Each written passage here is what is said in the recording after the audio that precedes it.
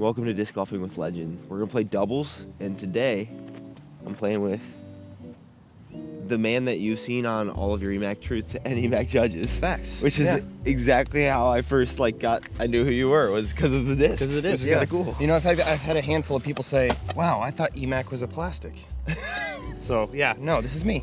It kind of is now, yeah. Yeah, totally. It's funny because I feel something similar with my last name. It's like EMAC as a brand is like now associated with something that's like not you as a person. Right, yeah, You know? totally. It's like something that's separate from that, which is kind of funny. Yeah. Eric McCabe, currently course designer extraordinaire, also disc golf professional world champion. One time, was it 2005? 2010. 2010. Yeah. Not quite that long ago, Yeah. but I knew it was a round number. yeah, it was a round 10. number. Yeah, exactly. Yeah. 2010. So, yeah. Crown Point, Indiana. I tried to find some covers to watch before playing. There's not a lot of it out there on YouTube. There is a YouTube video. Yeah, that of somebody the final put out, and this was back when I have a DVD. No way. Of it. Somebody gave me a DVD of it. So yeah, like full, you know, the whole round, the whole final round, all that. So yeah, back when we did final nights. Yeah, after like 15,000 rounds. I think we played 7.5 rounds, something crazy like that for 5 days. You play multiple rounds a day sometimes. Oh yeah, That's yeah, pretty totally. I feel like no one would ever do that nowadays. No, people are like, wait, we're doing what? Was it easier because the courses were shorter? Shorter, Okay. totally. Yep. That makes sense. We're at a course that you actually designed. We're here really early before the Disc South Expo, so we're going to try to rip through it in an hour. So play doubles and chat along the way. I have a lot of questions, and just getting to meet you yesterday was pretty. I like your demeanor and the way that just your character in the sport. So I'm really excited to get to know you a little more, and I'm glad you have a voice because I've lost mine from the Expo. Yeah, I know. A lot of talking yesterday. Breckenridge Park, you designed this. I did. I designed this course about a year ago.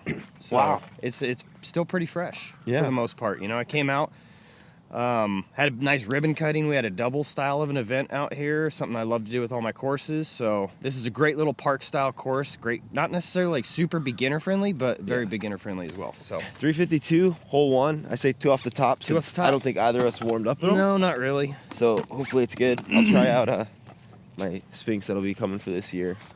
A little right to left in the morning.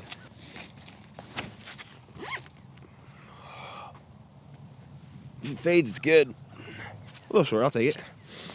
Woo. Nothing like that first throw of the day at like 6:30 in the morning. Right. What are you throwing? I'm throwing a Vandal.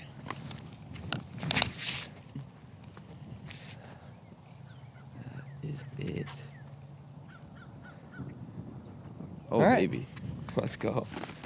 I'll try to roam in real fast. Get the clean shot.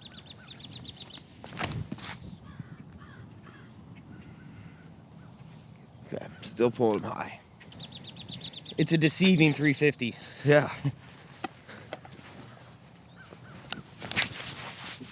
Is that another new Supreme disc? That's the Proto Supreme Raiders. Ooh. Yeah, they're Someone was good. saying they felt pretty overstable. They have a lot of dome to them, so yeah, totally. I want to kind of start way before now. I know we want to talk about the course design and stuff, Sure, but yeah, talk about anything. yeah, when did you like start playing disc golf? How did you get involved in it? Because to become a world champion, like at 2010, you have to be involved for so long before the sport is like what I know it as, which is I started playing early 2022. Right. So it's like, it's a very different sport when I started and when you started. I'm very interested. This will be my 30th year playing disc golf. Wow. Started in '95. In high school, actually, my gymnastics coach, because I was really into gymnastics as a young kid, which is what I owe a lot of my like flexibility to, and you know, having that pop. He introduced me to the sport. Emporia had one disc golf course back then. Oh, you grew up in Emporia? I grew up, born and raised, right there by Jones Park. We had one disc golf course there, and now, fast forward 30 years, we've got 11, something crazy like that. So it's wild, man. It's wild. So you got in from your gymnastic coach. Was it even something that was possible to consider as something serious to do, or is it just? It was more of a, hey, let's go out on the weekend and have a good time. Yeah. Yeah, let's just go casually throw these frisbees in a park. How long were you playing before, one, just playing open, and then when did you think about touring at all? Oh, man. And what did the tour even look like back then? Oh, it was wild, man. So, let's see. Started in '95. I turned technically pro in 2000. Yeah. Hit the road for the first time in 2003. the year of the national tour. The year the that's when it national started. tours first kicked off. That was my first tour event on tour. Wow. Was the Golden State Classic. Wow. Yeah, in California. I haven't even heard of that event. And yet. it was at La Mirada. And one really, really cool thing that we used to do as tour players back in the day was a thing called Monday Fun Day. Mm-hmm. And we were in LA. This was like my first time going to Southern California, all that. So I'm like, dude, I want to go to the Price is Right. So we got a gang of guys together. And we all had shirts on that said, play disc golf with Bob. Yeah. And it was back in the day with Bob Barker was there, Rod Roddy. You know, it's just crazy, man. But Brian Mace got on stage. Oh, wow. Yeah, you got to talk about That is disc somebody golf that and I don't even know who Brian Mace is. Brian Mace Man. He's the one that does the trophies for USDGC, the big, beautiful sweet. glass trophies. Was he? Yeah. Is he a player as well? He is. He's from Texas. Him and his brother, they own Mace Man, obviously. When I first started, they would run a bunch of events down here. So I'd always travel to Texas and play a bunch of tournaments down here. But yeah, the tour back in the day was wild. Yeah. Just a different animal than it is right now, for sure. Then what are the top 3 differences of the tour then to now? The top difference of the tour is how many players you guys have on tour now. You know, I mean, back in the day, it was like when I was first touring, there was NTs. That's what it was, NTs. And when I first started, just A tiers, just super tours is what we called them. So it wasn't as structured as it is right now. A lot of money in the game now, Yeah. as opposed to then. Nobody was making a salary. Oh, wow. We Was were it all bonus based on performance or sales? bonuses. I mean, here's the thing. When I was traveling, when I first started playing, if you had your name on a disc, Yeah. you won a world title. Yeah. That's it. That was the only way you got one. Yeah, 412, it kind of sits.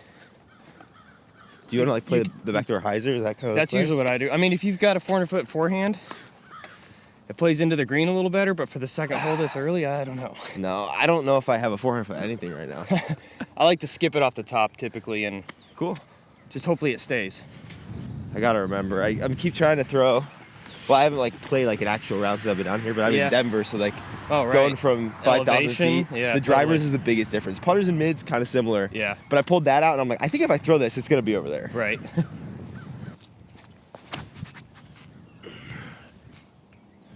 Oh, a little too right. Death putt 101. Which we love, right? Well, I got a partner. That is going to be down the hill, We got options. unless it hits a tree. Yeah, options are good. Do you think there's anything from the tour when you were starting that would be really beneficial to our sport to bring back to the tour now? Great question. I don't know, man. It's tough to say because back then, I like to use the phrase we were kind of building the plane as it was flying, right? With the tour and everything. Historically, a very efficient thing to do. Yeah, of course, of course. I mean, it makes so much sense now where, I mean, the tour just makes sense. You travel, you go Florida, Texas, you know, Midwest, West Coast, back to the East Coast. This is the story I like to tell. I had 3 tournaments in a row, 3 weekends in a row. Played in Houston, Texas State Championships. Very next weekend, played the Beaver State Fling. What? Portland, Very Oregon. next weekend, Maple Hill. Back to back to back weekends. Did they want to make a triangle of the states? I don't know what they were doing.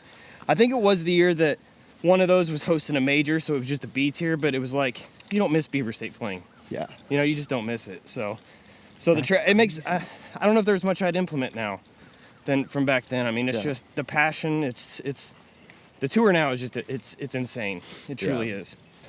Probably at the bottom. Is the Beaver State Fling even happening this year? I know they combined the 2 Portland events. I wonder if it's just like an A tier this year. I think it's just an A tier, yeah. Yeah, Oh, it's way down there. I mean, I'm good with either one. Let's take mine. Cool. Downhill will help it, and then maybe we lay up. Maybe since we're not playing for anything, we just kind of keep Just throwing bug shots. Jam it, yeah. For the first putt of the day. Hey, I made a 12-footer back That's there, right, okay? you did.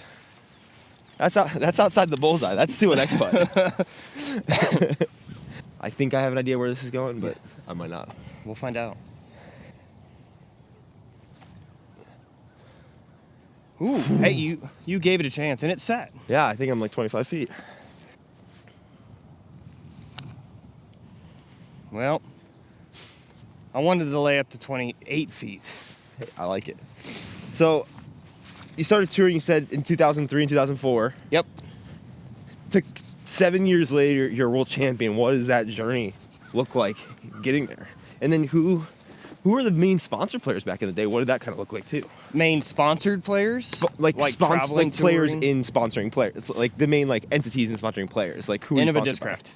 That's it. That was it. Wow. That was pretty much it. I mean, you had a handful of like gateway players out on the road, but for the most part, it was Innova Discraft was the powerhouses back then. But as far as traveling and what the scene looked like between my first event and the World Championships, there's a lot of ups and downs, a lot of heartbreak. Obviously, I'd won a lot of A tiers. Had you won events on tour before winning those? I won the 2008 Players Cup, which was a major. So that was my first major I won. I've heard a lot about that event. Where is it? Crystal River, Florida, in November. Oh, that's so late. It was like the tour was longer then versus now, because the tour is so long now. Dude, the tour back in the day started like in February at the Memorial, and really, like I said, we didn't have any DGPTs or any structure. It was just A tiers all of us were playing, and it ended in like November. We used to end it in Texas every year and come here and play Veterans Park Open. Yeah, it's insane. Oh, this is a little bomber. Yeah, a little bomber hole here. 447, tail left to right. Is part of that too that just people needed to continue to sustain a living, so the tour was a little longer? Well, I think it was. Was it even profitable to tour back then? It wasn't even hard now. I mean, it's like $1,000 for first place is what you're fighting for in an A tier, right? Yeah. Now we had the national tours, and that was structured by the PDGA, and that was kind of considered the tour. But back then, we weren't getting the salaries, like I said. So pros were playing literally every weekend that they possibly could. So we were playing every A tier we possibly could. Yeah. So, and these A tiers were run by clubs back then. It wasn't like manufacturers or anybody like that putting them on. It was like, the Des Moines club was putting it on. Those kind of things. Wow, it's wild. I mean, it's helpful. I mean, that's so long ago. $1,000 worth like $10,000 now. Well, yeah, and your entry was like $120. Oh, that's nice. You know what I mean? It wasn't like you're dropping a $500. It's like $300. If you don't have a tour card, it's $350 right now. Yeah, you can play on tour. That's mind blowing.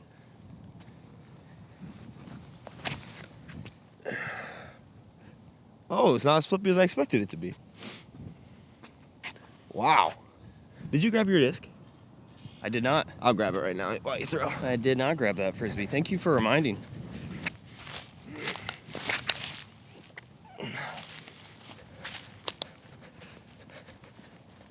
About the same putt as we just missed on the last hole.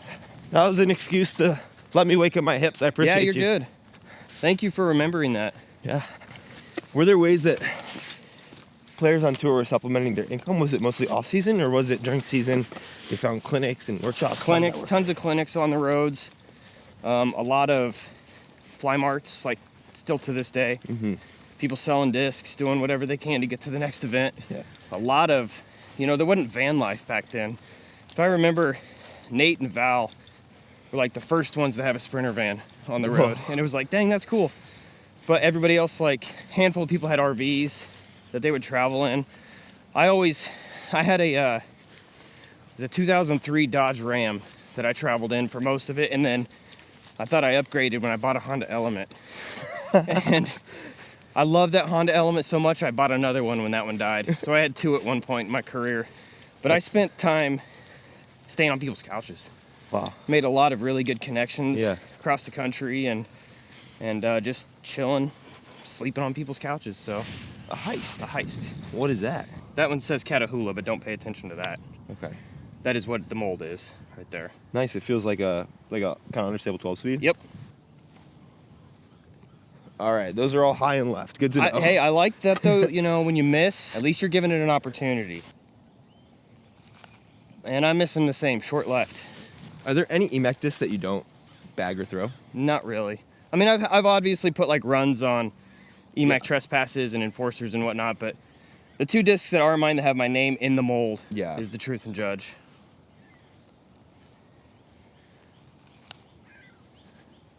All right, better. You're getting dialed. I like it. Better. Nice putt. So you won the Players' Cup. Yep. Tour continues to change for the next 7 years, and then Indiana leading up to Worlds. What did that like season look like for you? And then the week leading up, like both kind of preparation, but also like where were you mentally that lets you get there? That's a great story, actually. I don't know how I won Worlds, to be honest. Where my mind was that week.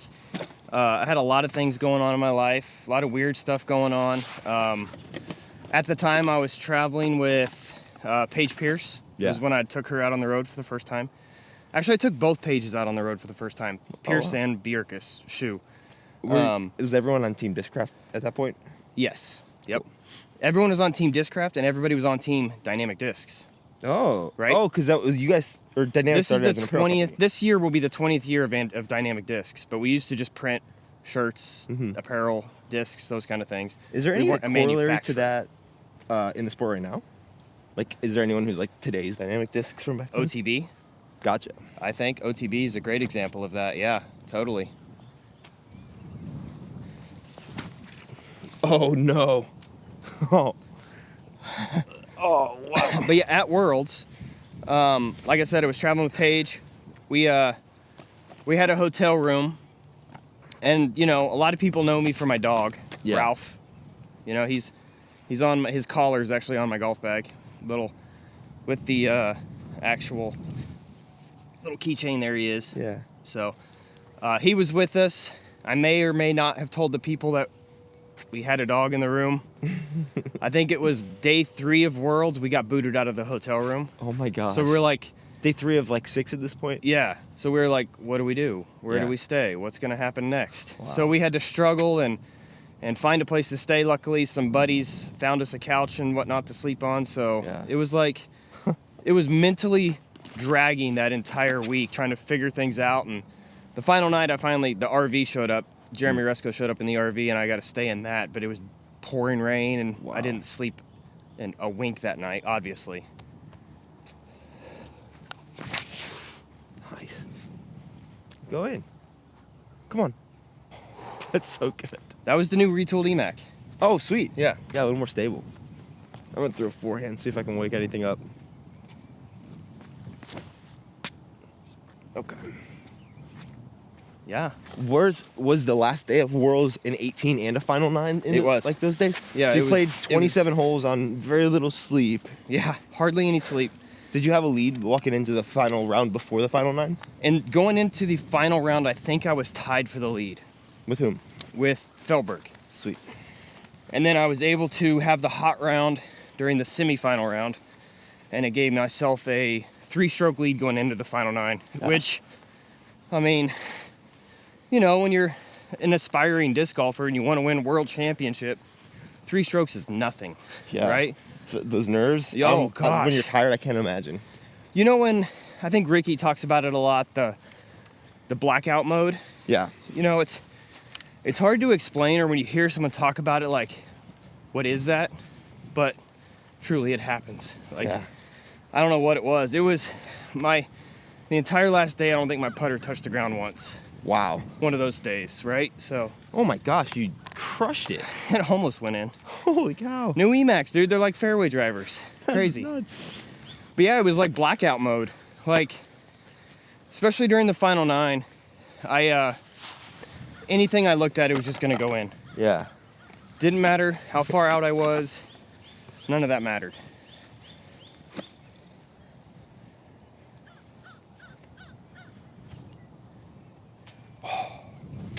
Trying to channel you from that day. Yeah, right? Didn't work. Nice little headwind putt. Nice little headwind putt. You see how it... Yeah. That's the worst. I film myself so much. I have myself saying something on video and then doing the opposite of what you should do. Yeah, right. So there's so many examples of that. It's so easy. So yeah, that final day I had, you know, going into the final 9, 3-stroke lead going into it, ended up winning by 5. Nice. So I picked up a couple during that final. And When's the time? What hole did you know? Or was it not until the last putt dropped? no, I knew going into the final 9. The 8th hole, the putt that I made on the hole 8. Yeah. 7, sorry, hole 7. I hit probably a 40-footer. And that was pretty much like, okay, I've got, I think 5 strokes at this point going into 2 holes. One's a dinker, one's a par 4. Yeah. That's when it kind of started to set in. And the really cool thing about that one was all 3 guys that were in the final 9 with me tied for second. Oh, cool. So it was cool to sit back and watch a battle for second place. Yeah. The crazy part is they all had opportunities on the 9th hole, the 9th green, to get second. Yeah. And they all missed their Oh, putts. no. Yeah. And it was a cool battle. It was like, It's fun to watch the battle happening beneath you, I bet, when too. you don't have to worry about Yeah. it, right? Yeah, because it was David Feldberg, Josh Anton, and his stretch of second place finishes, and yeah. Ulibarri. And Paul Paul Ulibarri. Ulibarri. Yep. Thanks. I'm gonna try Eagles Range here. All right. This is a disc that I've like messing around with in the bag because it's kind of unique and I like it, but I don't know if I'm gonna throw much. Oh, flippy boy. Yeah, not that flippy, I guess, but it's like a understable Berg style disc. Okay. Well, I'm So going it the drops. opposite. This is a proto kinda. It's a protoplastic, I guess. It's lucid plastic, but it's a jury. Have you heard of the jury? I have it's kind of like a It's an overstable putter. overstable. Yeah. I thought it was beaded. It's like kind of. It's got a weird little round Yeah. like thing. It's not necessarily a bead. It's but- like not. It's like making the shape of bead without being a bead. Yeah. So she's beefy. She's very beefy. 278 might be a little far for it, but we'll see.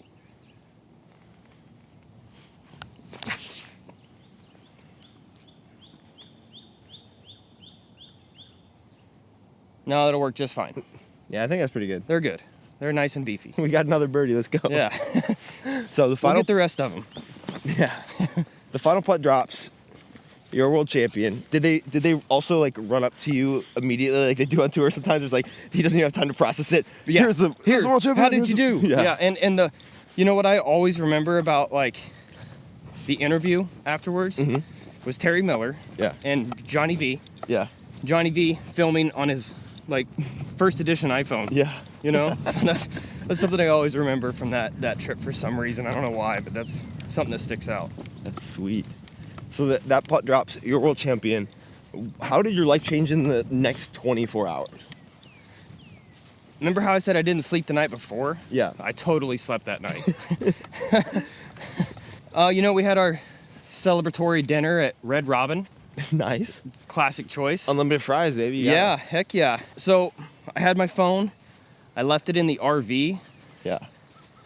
During the final night, when I got into the RV after, I think I had 67, something like that, text messages Wow. on my phone. So I'm glad I didn't have it on me at the time, right? How did people follow the world championships back in that day? You saying that reminded me, like, I'm sure it's people from home, but Yeah, how for was it sure. followed then? So PDJ had live scoring, Oh, cool. but that was it. And it was typically just the lead card. Yeah. They didn't have everybody. Wow. You know, I remember in USDGC one year, how they did the live scores was you got to hole, it was like 6, 12, and 18. Somebody on the card had to go hand it into somebody No way. who had a computer there that was typing it in. So we didn't have like live scores on our phone or anything like that, but yeah, it was live score back then, so people could follow along and just sit there and wait, hit and refresh, Yeah. see the next scores pop in, because you never got like, off the fairway after one or anything like that, you know? Yeah. It was just like score. Yeah. So, That always takes so long too. You're like waiting for the next one. And it's like Yeah. a hole takes 8 minutes to play. Like I shouldn't be expecting it exactly immediately. right.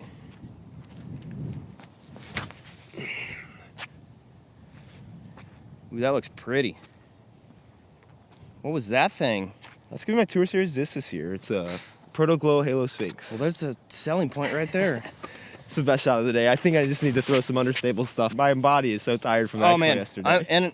I dragged you out here at 6:30 a.m. Hey, it's all good, man. I haven't played in a few days, so for me, like all my discs have like they're my Tour Series or I don't really have Tour Series. I guess my actual signature discs are all neutral flyers. Yeah. Because I'm a firm believer of 80% power makes the disc fly the best, right? Yeah. That's the way for the EMAC Truth, EMAC Judge, and these are like the Vandals, the Fusion X Vandals are just like such a hidden gem, so to speak. Like so many people could utilize this disc.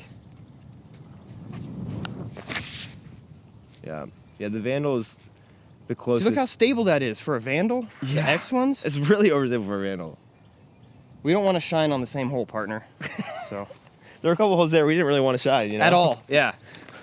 We're waiting for the sun to come out. Yeah, exactly. Yeah, the Vandal, I think in the dynamic lineup is the closest thing to like my run of Sphinxes, which are all a little more overstable than typical because they're the Halo plastics. Yep. But the Sphinx, I think, is still a little flippier unless you have like a pretty neutral to flippy Vandal. Yeah. Now, if you get just a stock Fusion Vandal, Yeah. it's gonna flip. Yeah, definitely. These X ones are definitely have a little bit more stability there at the end of the flight. I think that's one of my favorite discs to find though are understable molds in overstable plastics. Yes, because totally. they just glide so far. Yeah. And you ask yourself every time you throw it, why don't more people throw this? Yeah. So you get a lot of sleep. Are you getting calls immediately? Are you like, oh, my name's on a disc now? What does that look like? Oh man. So I flew to Discraft after the Worlds. I went like the home. day after? How long? No, it was probably the following week, right? And I flew out there, and I met with Wagner, who's still there. Kenner was the guy I always worked with. Brian Sullivan, rest in peace. Keith Murray. Those guys were always my connections at Discraft, and flew out there, and I didn't know what was next. Had no idea. Yeah.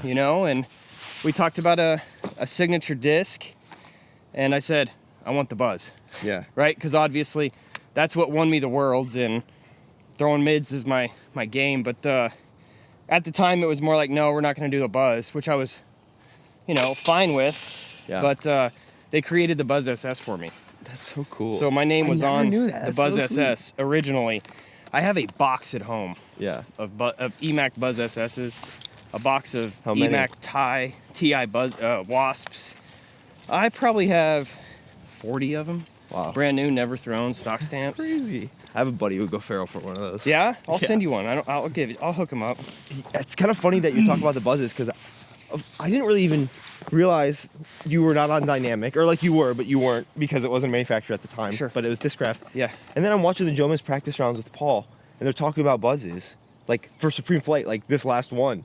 And they're talking about Buzzes, and they're talking about, oh man, who used to throw Buzzes back in the day? And like your name came up. I was like, he threw what? I'm so, because Yeah, dude. it's so interesting. This is why I'm excited about this series, because there's so much history that you don't even realize like where people have been or how many sponsors they've had or what they were throwing when stuff happened. Yeah, what everything looked like back then. Like, I got sponsored by Discraft in 2003. Wow. So like right when you went on tour. Yeah. Was that what allowed you to go on That tour? was the first year. Yeah, well, so I had an open bag. Yeah. Open bag. I had 2 manufacturers in my bag, but there was 2 manufacturers back then. So I had an open bag back then, and like I said, played the Golden State Classic. Yeah. Did not play well at all. Mm-hmm. I don't even know if I cashed at that event. But the next event was the Memorial. Yeah. And I played well enough to get cash, so I cashed at that event. And it's obviously a Discraft event. Mm-hmm. So Keith Murray asked if I wanted to be on the Discraft team right then. And I'm like, Oh wow. yeah? That's Are you awesome. kidding me? I did play some A tiers before that and placed pretty well. Playing against like Barry Schultz, Nolan Greider, those old school guys. And so, yeah, Discraft. Played with him for 10 years. Nice shot. Come on. All right. Putting. It's that EMAC truth again. Like, I was there when the Buzz came out. I remember that. When did that come out? That was probably, gosh, I don't even know now. Was it before that? Was it just like people throwing MRVs on Discraft? Or? MRVs, the Hawk was a good mid. The Wasp was like their staple. Wait, the Wasp was before the Buzz? Yeah. Yeah. Really? Because the Wasp to me just feels like a Buzz with a bead. Yeah, it's a beadless Wasp, basically. Yeah, the Wasp came out That's first. so interesting because So, right now, my first context runs- for that was that everyone nowadays is like putting beads on their discs. Like Oh, okay. Latitude, the Peak, they put a bead on the Pure. Yeah, yeah. And like that's happened, like the Luna is the Kratos. That's true. And No. so my thought was, oh, it was Buzz, obviously, and then Wasp. No, but it's the the Wasp opposite was way. first. The Wasp, if you look at a first run Buzz, an actual first run Buzz, it says Wasp on the rim. No, like Wasp tooled Buzz, I Yeah. think is what people Yep. call those nowadays. Yep. Yeah, that's crazy. Yeah, it's nuts, right? But I was there when the Challenger came out too. That was my main putter back in the day. They named it after Cam Todd's disc, right? The Challenger. He drove an RV called the Challenger, Oh no way. so that's where they got that from. What'd you say this was? Buzz. yeah, there it it's is, a right there. ESP Okay. Go Buzz. So the EMAC Truth is kind of like a Buzz. It just goes a little further. Yeah. It just has a little more glide. Yeah. A little more understable too, I think. Well, we're getting closer. Yeah, I think most of them are. I had when I first started like playing tournaments, I had one of your Fusion X like ghoul stamped one. Whenever you guys like made your faces all crazy. Yeah, the zombies. Yeah, that one was pretty overstable. Yeah, those were beefy. I also was starting, so I don't know exactly. Yeah, how it was, yeah. but- No, those were pretty beefy. Oh, that's bad. We're gonna birdie the rest of them. I keep saying that. Hey, this golf's about a good time, not always about scoring time. I agree. It's always about a good time for me now. This is like moving way ahead, but since you said that, are you still playing any Masters events? Or I just any played- events in general? So 2 years ago, Mhm. I decided, why am I not playing Masters events? Yeah. So I went out and played, well, because, fast forward, I guess, from back then. Masters Worlds was in Emporia last year. Yeah. So I was like, I want to play in it. I want to do it the right way. I want to qualify for it. I hadn't played in a while. So I went out and played probably 8 A-tiers in Wow. Masters. First one was Texas State's. I lost by 1. Dang. Which I was like, man, I'm happy with that, Who right? got you? But then Austin, I can never remember his last name. I'm terrible at that, but local dude. I've known him for a while. Yeah. But then I won every other A-tier that year. Wow. Yeah. So I was playing really well. I had not really any expectations going into Worlds. Yeah. Because it's Worlds, right? I mean, even if it's at home, I've always said it's kind of harder to play at home than anywhere else. Ended up getting 4th. Yeah, that's awesome. You know? I was watching your coverage because I'm in Denver right now, and so watching Joe head over there is like Oh, dude, kind of Joe. pastime. Joe came like a month early too. I feel like that's how he does it. So, but we played a lot of golf together, a lot of rounds before leading up to it, Yeah. which was awesome. Joe's the type of competitor you can't be like that frustrated. No, he's Of course you can- 1040. Like he's Yeah. 1039 rated. And he also like he's not that way just because he's like, I'm just gonna rock up to the course and do it. Yeah. He'll practice so much and like Yep. prepare himself so much Yep. for all these rounds. All right. Oh, that's not wide enough. That's why we're playing doubles, right? Yeah, I don't know why I thought it throw a distance forehand right now. Right through that gap too. Yeah. Yeah. Ooh, That's a little too high. it's a new one that I haven't seen yet though. What's that? That's also an EMAC, Oh, cool. just an older one. Yeah. Yeah, Joe Revere is probably one of my favorite people to play with. So back into 2010. You said you're on Discraft for 10 years, so I 10 assume years. until 2012, 2013. Yep. Those last couple years, was everything like 1-year deals back then? How did the contracts work? And 1-year then deal. How did that change? For Totally you? 1-year deals.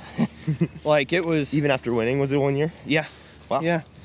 Yeah, actually, it was back when Discraft was like, I mean, they were sponsoring great players. We had MJ, we had myself, we had Nate Doss still, Ben Calloway was on the team way back then. So Brad Schick, a lot of great players, but they weren't like nobody was. So nobody was really investing in players Yeah. back then. And it was at the end of the year, it was like, hey, what does this year look like? Yeah. What does this contract look like for us this year? And really the only reason I left was because Dynamic was making discs. Yeah. And it was in my home. I'd been with DD since day one. Yeah. Right? Did you know Resco before you started DD? I met him on the course. Oh, cool. Yeah.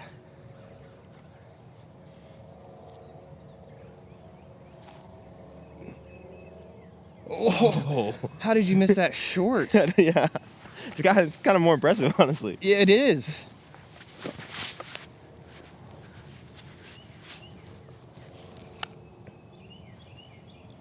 Okay, I'll miss it short too.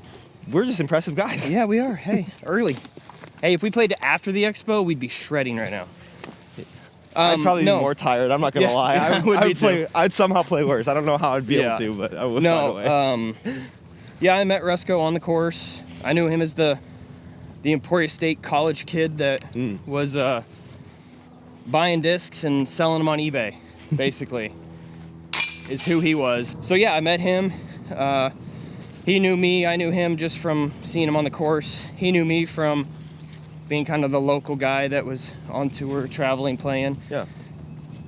And, you know, I was the first sponsored player from Dynamic, you know, and then we had a crazy team there for a while back in 2010, 2011. You know, we had everybody. We had Macbeth was on our team, Yuli was on our team, Kat, Paige. I mean, we had like the list, right? I mean, granted, that's why I kind of compare it to like OTB. We're over here. OTB, who was sponsoring a bunch of great athletes and working with all manufacturers, right? Back then, we were doing a lot with Discraft. So Jeremy was doing like custom ordering, you know, 1,000 Crystal Z buzzes or something like that. Yeah. Putting DD stamps on them. So you can still find DD stamped Discraft and Innova discs in the world. Fun. It's pretty cool. I feel like the culture, or like the pro side, because you say that, oh, everyone was on DD, and then I think of like when Prodigy started, everyone was on Prodigy. Yeah. It's like, what made it more conducive to like everyone just being a part of the same team back then? So Paul and I were the only ones to turn down Prodigy. Wow, yeah. Paul, Macbeth, and I were the only ones. It's pretty crazy to think about. Yeah, it is. We got a nice tailwind. Oh, it's still not understable. 462. This is a fun one. You could just kind of open up and... Yeah. That disc is like the same as this one, and it's supposed to be the understable version. Heist, baby. Wow. Come back. Wow, that's very glidey. Yeah. Yeah, it's a good Frisbee. There we go. Yeah. See, I thought that would fly like that one, and I thought the other one would be like the understable version of that one. That was a good shot. And it's the exact same disc. Oh, is it really? Yeah. They fly the exact same. It's like a more understable plastic that typically is my flippy one, and wow. I come down here, I'm like, oh, it's for sure going to flip in Texas, still no. That's interesting. What was it, kind of the ladder of like more and more competitive offers? Like, oh, you can add us on and you don't need to change your bag for Dynamic, and then Prodigy's like, we'll give you equity, and then... Yeah. And eventually, was it like, okay, now you can have a salary? When did salary start to become a part of that equation? 2012. The end of 2012, beginning of 2013. That contract year, Prodigy was offering players money, and, you know, we'd heard stock in the business, and it was all, you know, glamorous sounding, right? Yeah. I mean, hey, we were not making any money at that time, and to hear, hey, you guys want to make money? You know, I tell the story of, we all sat in a room, it was like a committee almost. We all signed NDAs back then, and not to talk about anything, and they sent us all to Europe for a month. Wow. You know, there was, let's see if I can name them all real quick. It was myself, Feldberg. We were the only two guys that knew how to drive a stick shift. So we were driving around Europe everywhere.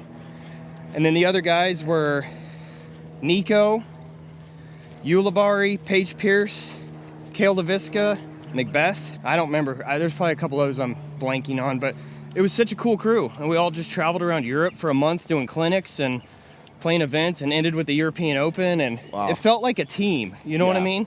And that's what they were really going for. And that was the year that they all did the salaries. And for me, you know, I love the idea of playing for Prodigy. I just figured I'd be another name on their roster, and Dynamic was offering me more at the time than Prodigy. Did they offer salary as well? They did. Point? Yeah, Jeremy offered me a salary that year. And so did Prodigy kind of force salaries into the sport in a way? I think it without, they were the first to do it, hands down. Dang. No doubt about it. Dude. All right, we're going to make a putt today. Left. Oh, left again. You don't want to mess with us in a doubles tournament. No way. You don't want the smoke. Prodigy starts offering stuff, and people are starting to make money. Dynamic offers things. Did you get a offer from Discraft that was kind of matching, but because Dynamic was local, you decided to go with them, or was there not even an offer on the table? We're over here. I called Discraft just because I've been so loyal to them. Yeah. You know, I wanted to... You won a Worlds with them? I won a Worlds with them. I wanted to stay with them. Yeah. And I asked, hey, you know, what's next year look like? I need to know. I have a couple offers. Here's what they're looking like. Yeah. You know, what can we do? And I was told, oh, it's going to be about the same as it was this year. Gotcha. Which was no salary.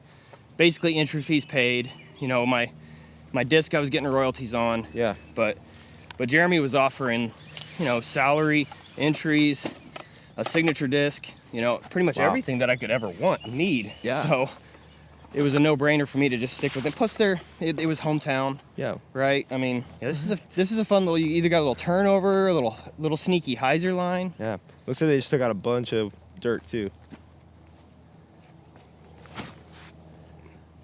Oh, still straight. Shoot. Oh, it's not through. What, 278? Yeah, I like the big mound of dirt. This park does tend to flood a little too. There's a creek right back here. Most disc golf courses are in floodplains, so.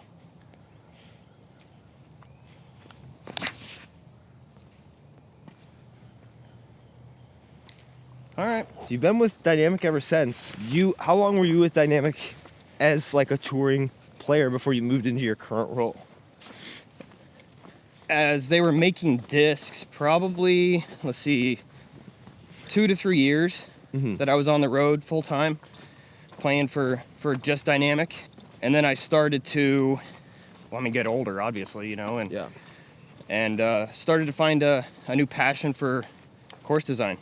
And that took up a lot more of my time, and it started to become like passion projects and something I just fell in love with. And I guess the way I looked at it was, if I put in a fun, quality course, that's going to leave a bigger mark on the game than me winning a tournament. So how many courses at this point have you put in the ground before we get into more of that? But I have 87 disc golf courses that I've designed in 29 states. Wow. Do you think this year will mark 100? No. No. No. Oh, wow. I don't think we'll get to 100 just yet. That's a lot. Yeah, it is. I like to take my time on a lot of them, and my goal is a course in all 50 states, though. Oh, that's cool. Yeah. Same miss every time. Oh. If you tell me to aim 7 inches to the right or to the left, we're killing it. We're on this. There we go. Let's go. That one felt better. Felt like I tried. What's this guy? It's a Cosmic Fury 2. Okay. Like Kyle Klein is a Logic. I brought it as I like a wheel at my booth. You buy 2 discs, you can spin it, and one of the 10 things is like free used disc, just because I had a bunch of old stuff. Cool. And then I did this glow thing last night, and I didn't have any putter, and that was a glow disc, so I pulled that out. Okay, cool.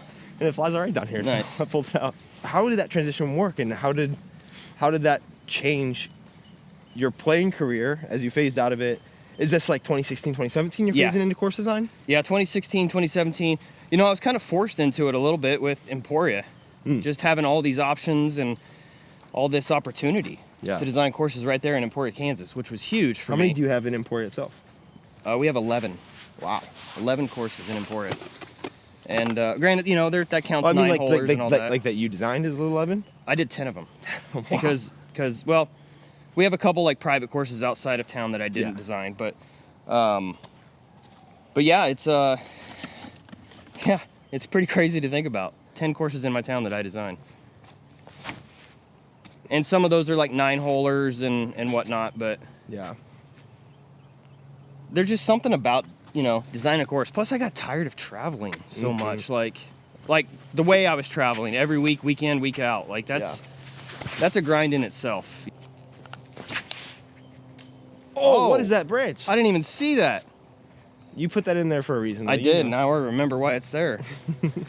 What's the typical process look like for you designing? Like, if you were to just, because I was even gonna say if someone has to give you a park, but I feel like even finding the park and getting access to it is like the first step almost. It is, and I mean most of the courses that I've designed have been from, municipalities reaching out or a private person wanting to reach out and get a course on their property, and we start the conversation.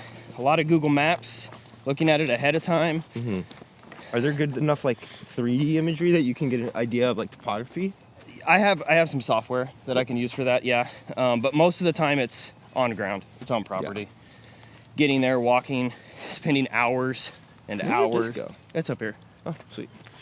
Yeah, spending hours and hours just walking the property and trying to figure out the best use of the land, really. I mean, a park-style course like this, there's only so much you can do. A full wooded course, that's when you really got to take everything into consideration. right? How often are you thinking about like taking out trees, like terraforming at all? Is it? It's so hard. Yeah. It's so, because you don't want to take out a tree and be like, whoops, that was Yeah. not You can the only take out a I tree wanted once. to take out, you know. But it's usually it's a process, right? So you take out all the smaller stuff first, and then you move on to more bigger stuff, Yeah. and then you do the final cut on the last day. So, Wow. hey, that's 2 in a row. Yeah, I think it's our first 2 times back-to-back You might birdie. be right. It's like art, right? Yeah. It's like being an artist and having a blank canvas to work on, and then seeing the final product and seeing people enjoy it, Yeah. right? And having cities reach out to you a year after and say, this has been phenomenal. You know, we're getting 1,000 rounds a weekend out here. You know, it's insane. If you look through the gaps over here, you can see it over to the right. Oh yeah. Interesting. Little turnover shot. Do you have a favorite course that Beforehand. you've designed? Oh, totally. I have a favorite course that you designed. You have a favorite course that I designed? Yeah. What is it? Blackhoof. Okay, yeah, In that's Kansas up there. City. That course is sweet. Yeah, Blackhoof is definitely up there. I'll tell you my top 3, I guess. Okay. Blackhoof is 100% on that list. Yeah. North Cove You designed the North Cove in courses. Gladstone, Wow. Michigan, the Oh. UP, up Oh, in the Upper interesting. Peninsula. Yeah, it's Cool. a hidden gem. Wow. It is beautiful. I thought you were And talking then- about the ones in North Carolina. Oh yeah. Oh no, I wish. Yeah. North Cove is sick, dude. Yeah. This is North Bluff, not North Cove. I'm sorry. Oh, North Bluff. And then Alaska. Oh, yeah. That Dude. sounds sweet. Dude, I can't stop talking about Alaska. Oh, Dude, I keep that's getting ghosted. brutal. Someone talk to the designer, baby. Tell him to rip him out. Get him out of here. So Alaska, I like to tell this story too. It's an old church camp Yeah. that's been converted into like an Airbnb spot they have a speakeasy on property now. Wow. They have like 8 cabins you can rent, you know, and Meyer Lake is what it's called. Oh, okay. I have heard of that. Oh, I'm sure you have. If you've ever seen anything I've ever well, I follow posted. you. I've heard of it. Yeah. But the story of how I got that course is pretty funny. 2 gentlemen owned the property, you know, a few years back. I think it was 2015, 2016 timeframe. Mhm. And they were in Homer, down for just a weekend getaway, go fishing, do some things. And they'd been drinking a little bit, you know, whatever. Yeah. Went to the store. They were at the beach and like, hey, let's get a Frisbee to play catch with.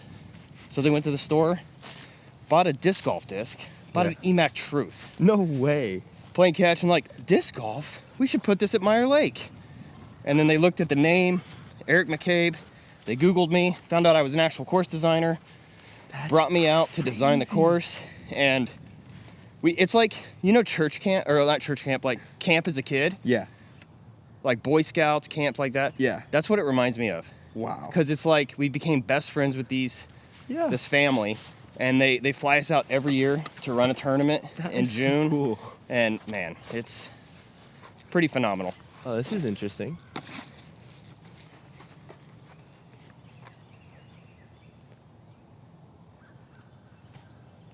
Ooh. Hey, I'm right again. Right again. Oh, I should have said left, bro. Oh, There we that go. is so good. There we go. So yeah, you need to put Alaska on your bucket list. Oh, it's like on the list, not even the bucket list. It's gotta go. Well, you let me know. You let me know if you want to come up and do a clinic or something.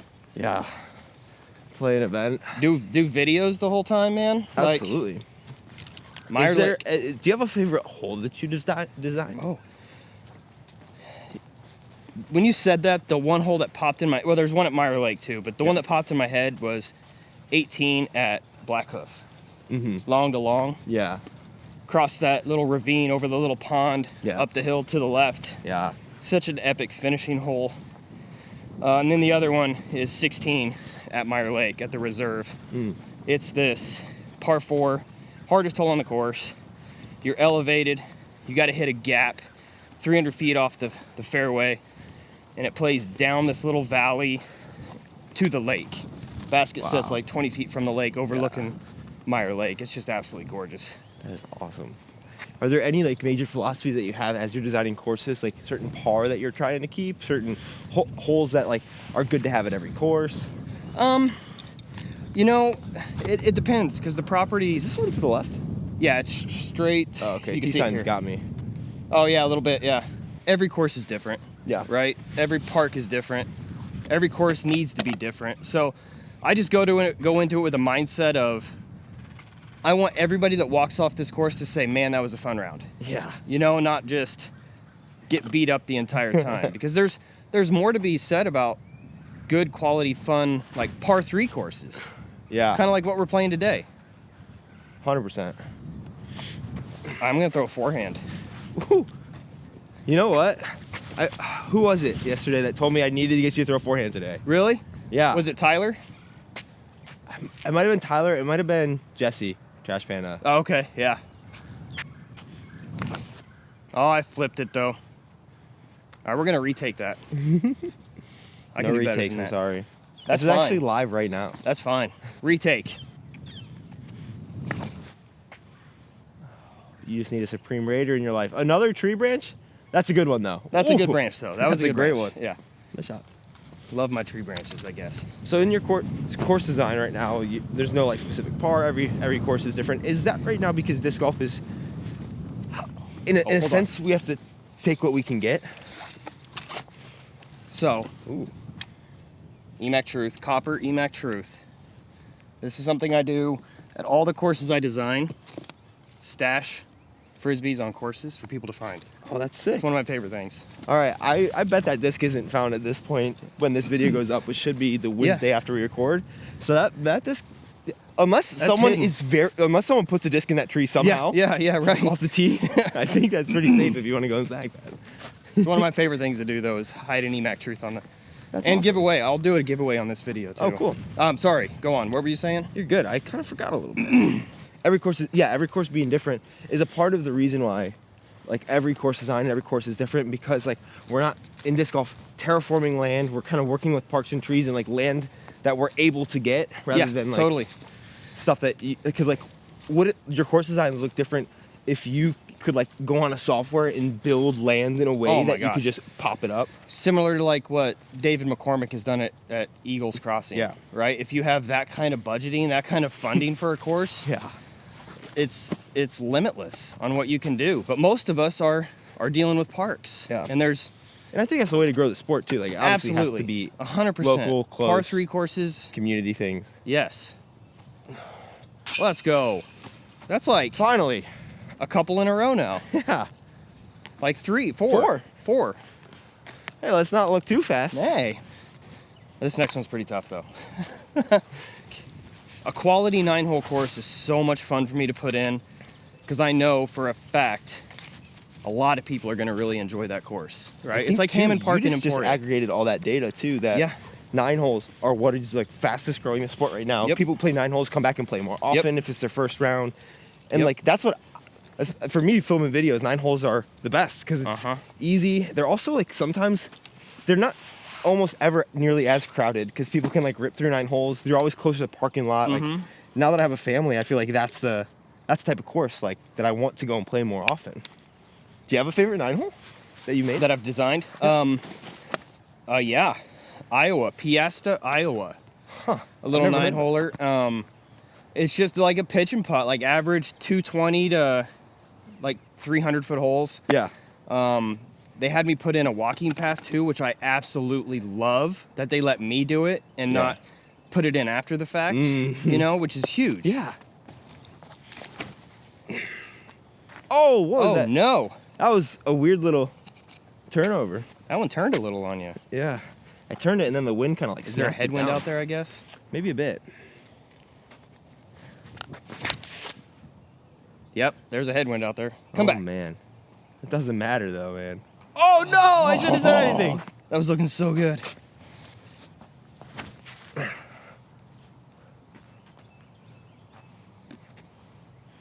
I guess I'll throw this Raider. Oh, dang. Oh, that's nice. They are beefy. Yeah, it is. Wow. Are 9 holes easier or harder to design in a way? I think they're easier. Yeah. A little bit easier. I mean, a lot of times the property only allows for 9. Yeah. You know? And then... What's the acreage you typically need to design a course? Depends on the style of course you're going, but for a championship level course, you want about average 3 to 4 acres per hole. Mm-hmm. And then you could put, I mean, if it's thick woods, Yeah. you could put a sick 9-holer on 10 acres. Oh, cool. You know, because you got a little more room to work with there. You know, it all depends. Like, there's ways around it too. One of my favorite 9-hole courses in Emporia is New Life, the church just south of town, east of town. They have 2 tees and 2 baskets on every hole on this 9-holer, so it places 18. Yeah, or more if you want. Yeah, true. And they have a couple stacked baskets and all that, so it's pretty cool. That's awesome. Oh, big headwind out here. Huge. No pressure, but this is for like 5 in a row. It's not that much headwind to flip a disc that won't flip. Flip a disc. Yeah. I love headwind putts. That was so bad. Oh, that's Did such not a flip good either, bit. but Yeah, the like little Anheuser run is something I'm not good at historically. I've always been a natural. Yeah, how did you develop your putt? Because it's definitely like the little flex putt. Yeah, nose up, spin putt, putt hard. I Yeah. mean, I grew up playing in Kansas, so Yeah, we had to putt hard. Yeah. There was no push putting in Kansas back then, you know. So plus you're putting on Mach 3s back then too. Putting hard at a Mach 3 in wind is a recipe for success. Yeah, right. Just pick that up. Don't worry about making Okay, it. cool. This feels good. What is this? PA3. PA3. Okay. Yeah. So you kind of bag everything. Yeah, my bag is super. That's pretty cool though. The not set infinite, right now. like, Like that's when you asked me the question of dynamic now, Yeah. back then I was gonna say infinite, Yeah. but they do have a manufacturing side. So Yeah.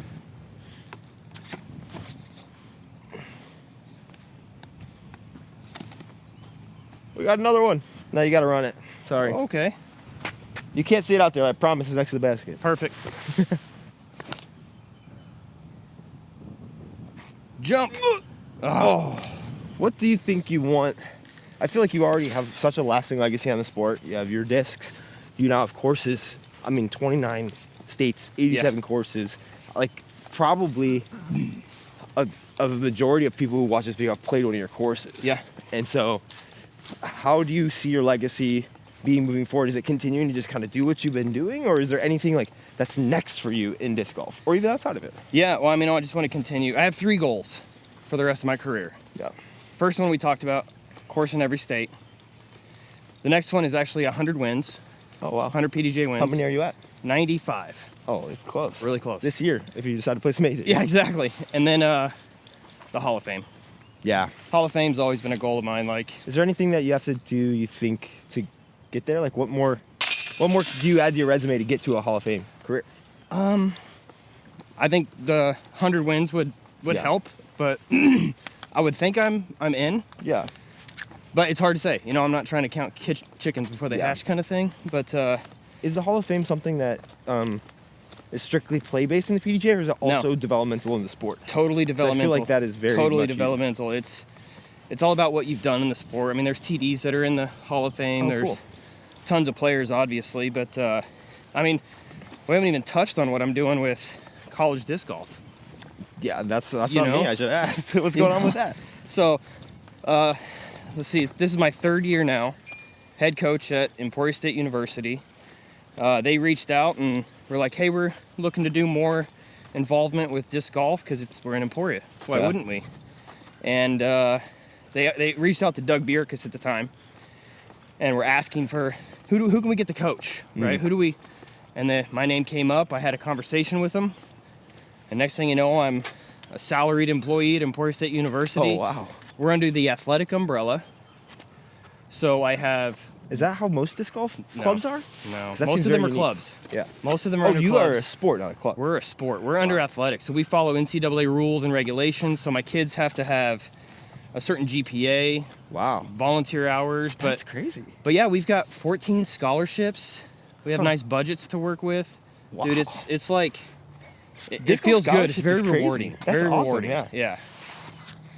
Do you think that's where college disc golf is headed in a lot of I schools? think it's the future. What's the time frame you think for that? I think within Like, the next how old of my audience do they Right. have to be to expect Oh, this yeah, that's a scholarship? great question. I think within the next 5 years, you're going to see a big bump in universities stepping up and doing more. What did that hit? Thunk. It was a big old tree or something. Oh my gosh. Doing more stuff with disc golf, right? Like, Yeah. At least that's my hope. 5 to 10, I would say, is probably a good estimate.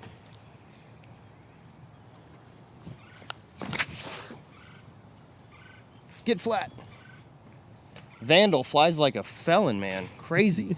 So my time from October to April is really spent focusing on college disc golf too. Yeah. So that's a whole nother thing that I've got going on right now. And we got nationals coming up in a month out at Rock Hill. Oh, Rock Hill. Yeah. Awesome. So really looking forward to getting out there again. And we have a pretty good team. Our Who women are are the big ranked schools? number 1. Right now, Cincinnati is really good. Oh, cool. They're really good. They won 2 years ago. They lost in a playoff last year. They're really good. Clemson women is really good. Liberty always puts a squad together. Milligan, another team. It's you'll see it's typically these like D2 schools. Yeah. Right? Because they're able to You're do right those there. kind of things. Because you think about, like, I'm from Kansas, so KU, right? Yeah. They don't care about disc golf. Yeah. They've got, one of the better programs in basketball, so that's where all their money is going, and Yeah. they don't really think about anything else. But Do you that's think why it's there's a able way for to make them smallers. care? Say that Or, again? What do you think it would take to make them care about disc golf? Is it like students on campus who are interested in making something? Or? I think that, but I also think NCAA coming in Yeah. and recognizing us as a sport. Yeah. It will be the first step. Look at all these people that are out here. How sick is this for a Sunday morning? Yeah. It's early too. It's still Yeah. so early. That's gotta feel so gratifying as the person who made this course. Yes. Let's go. Nice putt. There we go. Thank you. It only took us 15, 16 holes to warm up, but we're there. What are we Oh, at? it's 8:04. That's why. Because Oh, okay, it's past cool. 8 o'clock. I can putt now. Yeah, perfect. I love that. When you started playing and as you started seeing a potential career, did you expect the longevity that you've had, basically like making money from disc golf when you started to seeing how so small it was? Totally not. Like, when I first started and I was out playing with just my buddies, just going out after school or skipping school, Yeah. sometimes to go play disc golf. Not you. No, we did. We totally skipped school one day, and the Emporia Gazette was out taking photos of something. And they're like, "Hey, do you guys mind if we take some photos of you?" And they took some photos of us, and we were on the front page of the sports paper the next day after we skipped school. We're like, "Whoops, that's our fault." No, So funny. yeah, no, I didn't think there'd be any money in the sport back then. I mean, I remember when I first started playing, like writing checks and sending them in the mail for entry fees. That's I can't even imagine. You know how we found out people won tournaments? You got the magazine and you flip to the back magazine. page and look for your name. Like that's crazy. that's how life was back then. It's crazy, right? Yeah. Not that understable. That's okay. It's my is. range though. Just not high enough. But It's our range. yeah, I wanted to be right on top of you, I guess. Is there anywhere? Have you designed any courses internationally? And is that something that you want to do? Oh, I would love to. I mean, it's a lot harder, right? Yeah. Working with municipalities across seas and whatnot. I've got technically one international course, but it's Canada, Yeah. which is still Count it, baby. yeah for sure up in Kamloops. Passport got stamped. It counts. Yep. Kamloops, BC, Kerry Neal, Chad, all those guys up there. I used to go up there and play the Canadian Championships every year. And such a beautiful little town, mountain town. Designed just a little course, little fun. It was on an executive golf course, so a lot of like par threes kind of thing. Yeah. And it's called MacArthur Island. Mm-hmm. So we nicknamed it EMAC Island. Oh, Is cute. what it's called. So 807. Let's go. 807, baby. Let's go. Winding down to hole 18. 18, baby. Any anything else that we didn't talk about or something that intrigues you? And I don't really have any final thoughts. I feel like we've touched on We kind so of covered much, a lot so of things. Yeah, like It's been awesome. yeah, the expo this week has been a lot of fun. Doing more things like this. I guess this could be a good question for you and the series in general. Like, what is something that, if you wanted to see disc golf continue to grow, or at least in the way that you want, would be something that like you would implement now, like, or like regardless of money, regardless of anything, just like what is something that you think disc golf could really benefit from? I think it could benefit from, I mean, obviously I'm going to say a little biased answer here because of what I do and all that, but growing it, not just on the collegiate side, but in the high school side. Like getting more students involved, more kids involved, juniors. Like my favorite tournament of all time to go to is Junior Worlds.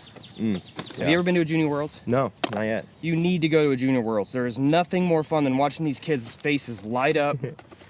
And like when they're, you know, when their buddy like throws a 200-foot shot down the fairway, they're giving high fives, and you know, you just don't see that and that's from the younger kids, right? Yeah. And then you go watch the 18 and unders. Yeah. And they're like, they would smoke us. They're so stinking good. Yeah. It's just amazing. So growing the sport at a youth level, in my opinion, is what the next thing is. Gotcha. Yeah, that makes sense. So this basket is like way left. It's way up by that building.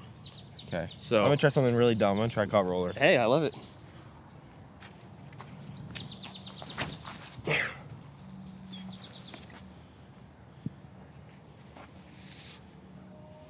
That works. Yeah, that's not bad.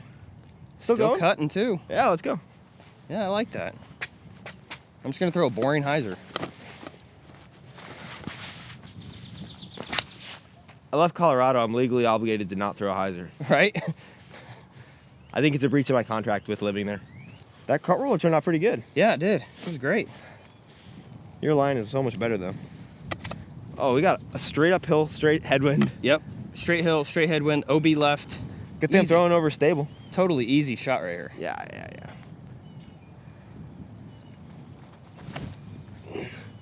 Why am I rolling everything right now? It's safe. Because you're not in Colorado. That's not false. All right, I'm gonna see if this Vandal can hold up to this headwind. Fuse your next one. It's a felon. What are you talking about? That's right.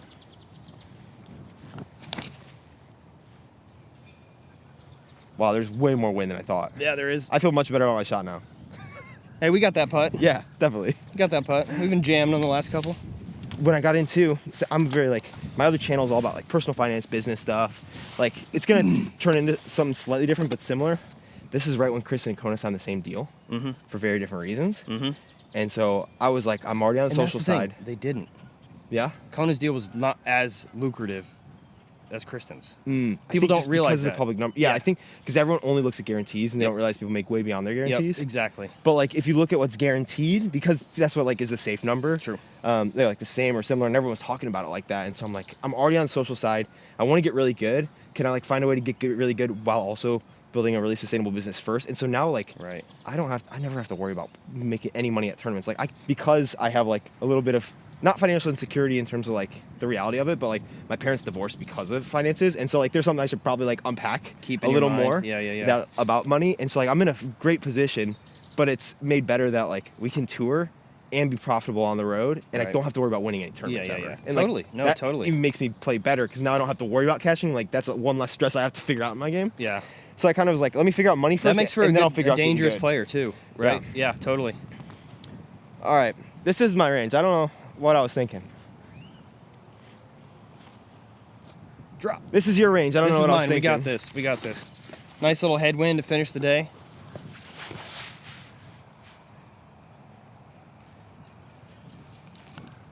Come on. That's the way I finished the round, baby. Let's go. That was sick. Oh my gosh. We ended up putting together not a bad round. Yeah, not too bad. Wow. It only took me 18 holes to get warm, but you know.